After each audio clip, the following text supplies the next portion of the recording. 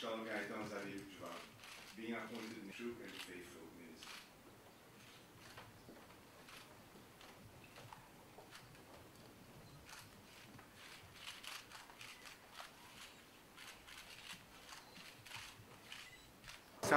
Je suis en politique depuis 1987, 27 ans.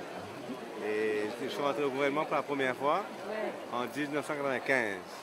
Donc j'ai fait quoi, 8 ans, presque 8 ans comme simple député. Quand je suis rentré au gouvernement en 1995, j'étais numéro 3. Je n'ai jamais bougé du numéro 3, j'ai toujours numéro 3. Jamais j'allais numéro 4, jamais numéro 2. Première fois numéro 2. Ça me fait plaisir. C'est une promotion pour moi. Et je dois être à la hauteur des attentes des Mauriciens. Je réalise que le peuple a plébiscité non seulement Jean Roux bien sûr comme Premier ministre, mais j'ai été présenté comme vice-premier ministre dès le début, comme professeur adjoint. Et donc c'est un grand honneur pour moi. Et je compte servir les Mauriciens sans distinction, avec toute ma capacité et tous mes efforts. Mes priorités au niveau national, c'est les réformes des institutions.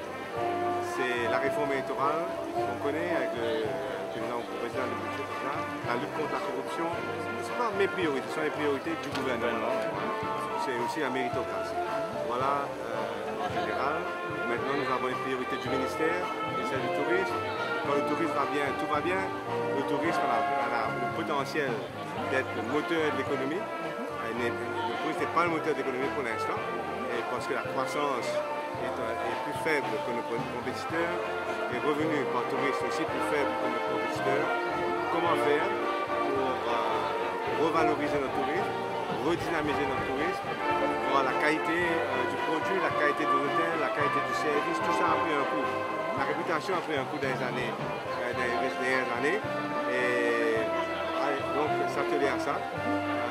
C'est important pour la croissance, pour le second boom économique, le tourisme a joué un rôle important. Maintenant, il y a aussi le port et l'aéroport. L'aéroport qui a coûté beaucoup d'argent, qui a un potentiel énorme, qui a un potentiel qu'il faut exploiter, pas qu'il faut exploiter, parce que Maurice pourrait devenir un hub entre l'Asie, l'Océanie et l'Afrique, et faire de cela une réalité. Voilà un challenge.